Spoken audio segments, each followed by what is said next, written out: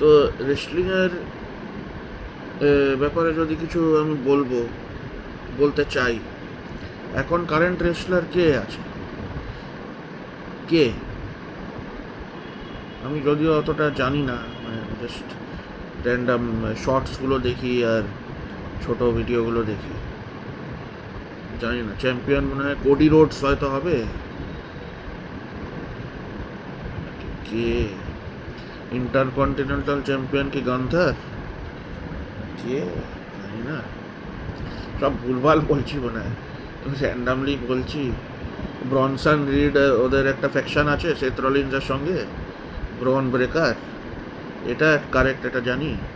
আর blood লাইনে ওরা আছে, ওই যে রোমান রেঞ্জ আর এইগুলো, সোলো সিকুয়া। আর কে আছে?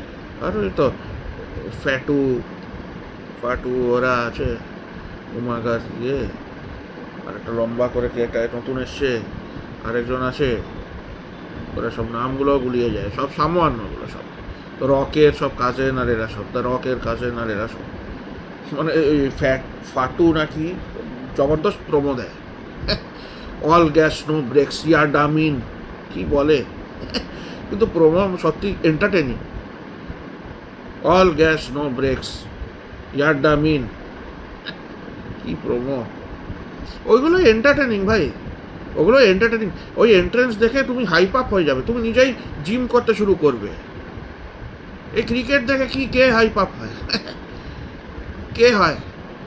তুমি কি ক্রিকেট দেখে খেলতে শুরু করবে? কেউ খেলবে না। রেসলিং দেখে অনেকজন হাইপ আপ হয়ে যায়। ওদের কমেন্ট্রি থেকে আমি ইংলিশ শিখেছি ভাই, I have learned a lot.